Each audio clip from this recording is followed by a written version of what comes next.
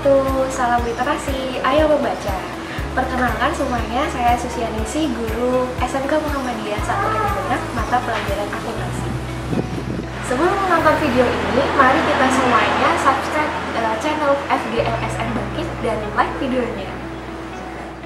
Pada kesempatan kali ini, saya akan membahas mengenai materi akuntansi, yaitu penjualan kredit. Sebelum itu, mari kita simak mengenai cerita yang berikut ini. Di sebuah desa yang indah, hiduplah seorang pedagang pisang dan anak perempuan yang pelukang. Harga satu kotak pizza tersebut terbilang mahal, sehingga hanya beberapa orang yang bisa membelinya. Alhasil, si penjual pizza itu memberikan dagangannya terlebih dahulu, kemudian dagangannya setelahnya, alias ngutang. Pada suatu hari, ada seorang anak perempuan ingin membeli pizzanya. Dia datang ke penjual pizzanya sambil menangis. Aku ingin makan pizza, tapi aku tidak punya uang. Ayahku lagi kerja di luar kota. Bolehkah saya memakan pizzamu terlebih dahulu? Sang penjual pizza merasa kasihan, sehingga dia memberikan satu kotak pizza kepada anak perempuan tersebut dengan syarat ayahnya akan membayar pizza tersebut setelah pulang dari kota. 2 bulan berlalu, sang ayah sudah kembali dari kota. Namun, dia tak ingin membayar pizzanya. Alhasil, sang penjual pizza mendatangi ayahnya. Namun, ayahnya berkata, "Anak saya tidak pernah membeli pizza darimu. Dia lebih suka es krim daripada pizza." Kemudian, anak perempuan itu berkata, "Saya lebih suka es krim daripada pizza, ya." Dan penjual pizza terdiam. Dia menyadari anak perempuan itu sangat peluang dan dia tidak mempunyai buktinya. Nah, teman-teman semua sudah menyimak cerita tadi kan? Cerita tadi itu adalah cerita tentang penjual pizza dan seorang anak kecil yang peluang. Dari cerita yang tadi kita dapat mengambil kesimpulan bahwa setiap kali kita menjual, apalagi penjualannya itu dengan kredit atau dengan utang, kita harus punya buktinya. Nah, di sini akuntansi itu hadir bahwa ada solusi mengenai kejadian tadi. Nah, dari cerita tadi, penjualan pizzanya pada awalnya itu tidak laris karena harganya terlalu mahal. Alhasil, penjual pizzanya itu melaksanakan yang namanya kebijakan penjualan kredit. Jadi intinya penjualan pizzanya dilakukan di awal, tetapi bayarnya belakangan. Gitu.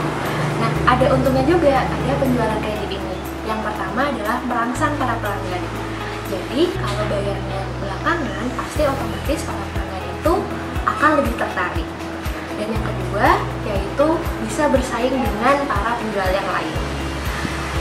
Ketika pelanggannya sudah banyak dan bisa bersaing dengan para penjual lain, maka untung dari penjualan pizza tersebut akan meningkat. Di dalam akuntansi, penjualan kredit ini termasuk pendapatan dari perusahaan, bahwa penjualan ini diterima uangnya belakangan. Jadi, di dalam akuntansi akan menambah piutang dari penjual. Apa itu piutang? Piutang itu adalah kewajiban pembeli untuk membayar apa yang harus dibayarkannya pada saat membeli barang. Dalam pencatatan akuntansi, seseorang akuntan dalam mencatat akuntansi itu harus ada bukti transaksi. Nah, bukti transaksi untuk penjualan kredit ini adalah faktur. Nah, di dalam faktur itu memuat informasi mengenai siapa penjualnya, apa barang yang dijual, berapa barang yang dijual, harganya berapa, dan total penjualannya berapa. Kemudian di faktur itu ada yang namanya syarat pembayaran untuk menentukan berapa potongan dan jatuh temponya kapan.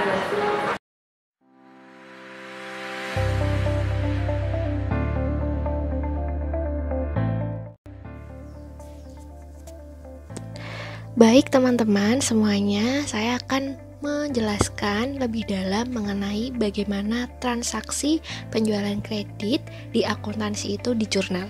Nah, sebelumnya saya telah menjelaskan bahwa bukti transaksi untuk penjualan kredit adalah faktur penjualan. Nah, contohnya seperti ini ya teman-teman. Faktur penjualan kalau di akuntansi istilahnya itu namanya adalah invoice.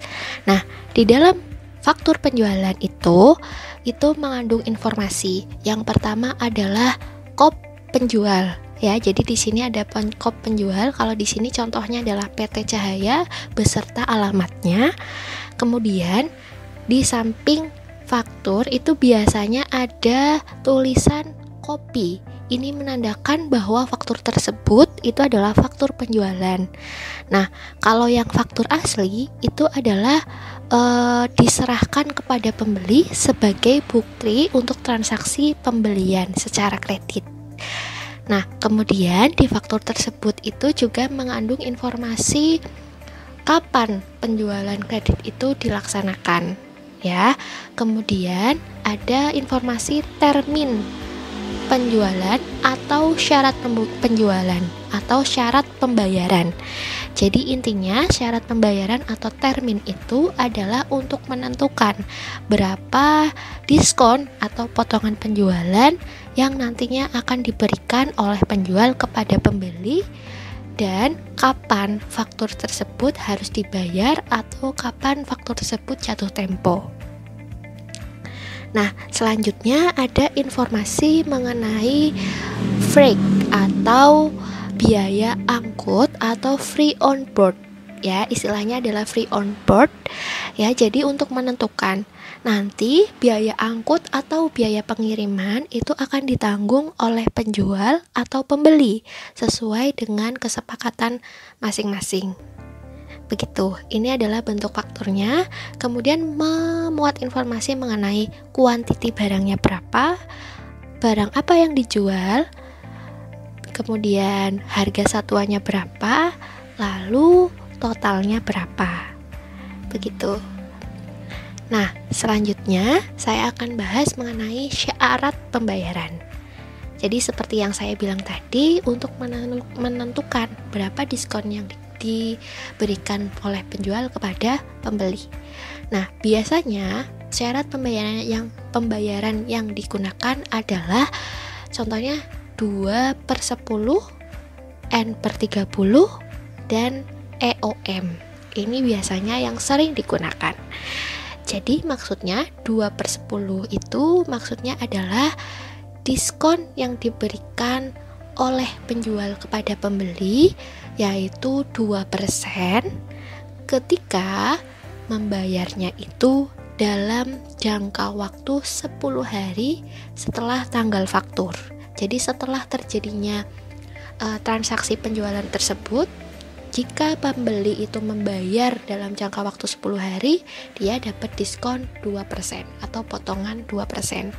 Nah, 2% ini bisa diganti dengan angka lain.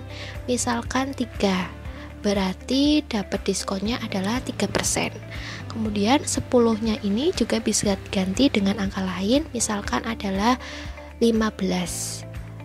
Ya, jadi 15 hari setelah tanggal faktur. Dalam jangka waktu 15 hari setelah tanggal faktur, dia mendapat diskon 3%. Itu artinya 2/10 atau 3/15. Jadi sesuai dengan angka yang tertera di syarat tersebut. Kemudian ada syarat pembayaran N/30. Kalau depannya N itu untuk menentukan kapan sih jatuh tempo dari faktur tersebut. Jadi pembeli harus membayar utangnya itu kapan? Ya, jatuh tempo istilahnya. Nah, jatuh temponya itu ada angka di sini 30. Jadi artinya adalah 30 hari setelah tanggal faktur si pembeli harus membayar hutangnya itu. Gitu. Jadi ada kesepakatan. Gitu. Nggak seperti kayak penjual pizza tadi ya. Dia kesepakatannya ketika ayahnya kembali, tapi kan dia tidak ada bukti. Ya, jadi harus tertulis buktinya. Kemudian ada syarat EOM. Nah, kalau EOM ini adalah singkatan dari end of month. Ya, artinya adalah terakhir dari bulan, atau intinya adalah tanggal terakhir dari bulan itu. Jadi jatuh tempo, kalau ini untuk menentukan jatuh tempo ya. Jadi jatuh tempo dari faktur tersebut adalah akhir bulan dari bulan faktur tersebut. Jadi misalkan penjualan kreditnya terjadi pada tanggal 2 Januari. Berarti faktur tersebut harus dilunasi pada tanggal 31 Januari. Jadi di akhir bulan. Kemudian misalkan faktur tersebut atau penjualan kredit terjadi tanggal 15 Januari. Jadi faktur tersebut harus dilunasi pada tanggal 31 Januari. Begitu ya.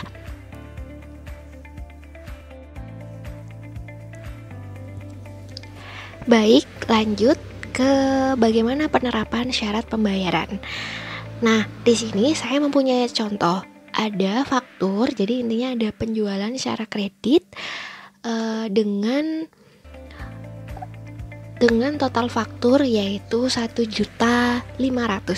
Jadi total fakturnya atau total piutangnya yaitu 1.500.000 dengan syarat 2/10N30 ya. Jadi sesuai syarat ini artinya adalah ketika si pembeli itu membayar hutangnya dalam jangka waktu 10 hari setelah tanggal faktur, itu dia mendapat diskon 2%. Nah, jatuh temponya faktur tersebut itu adalah 30 hari setelah tanggal faktur. Nah, jadi kan ada dua kemungkinan nih.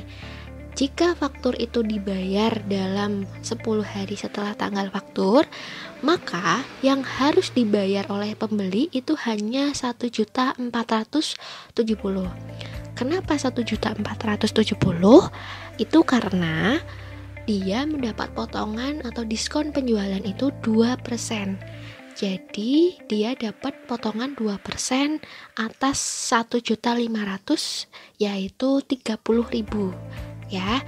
Jadi yang harus dibayar hanya 1.470.000. Kemudian jika faktur itu tidak dibayar dalam 10 hari setelah tanggal faktur, maka yang harus dibayar oleh pembeli adalah jumlah keseluruhan dari faktur, yaitu 1.500.000.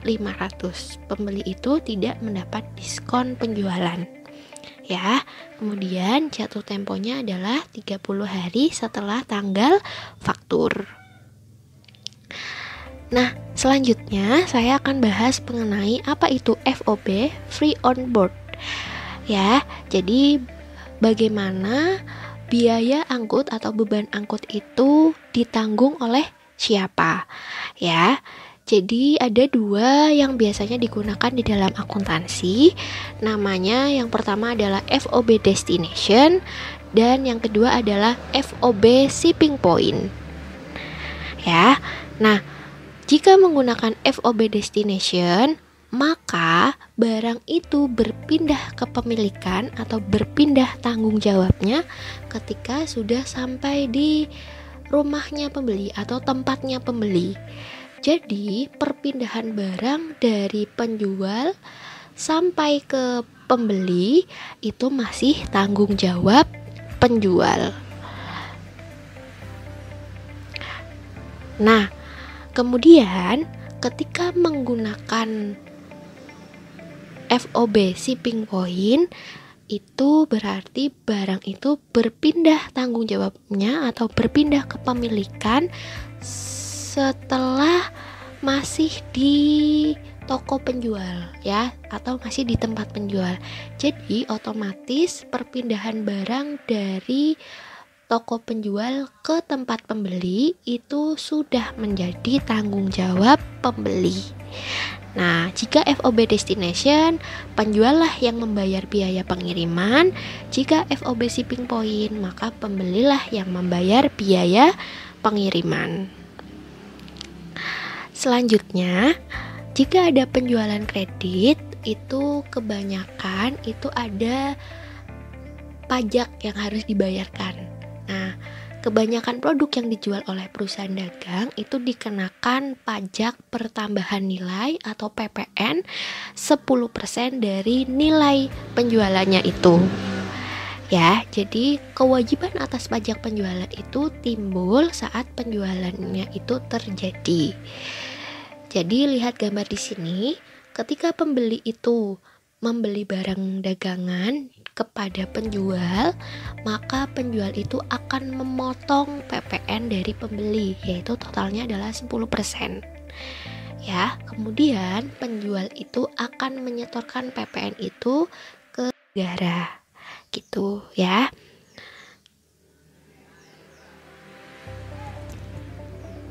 Pada tanggal 5 April 2018, PDACC menjual barang dagangan kepada toko Ting Ting.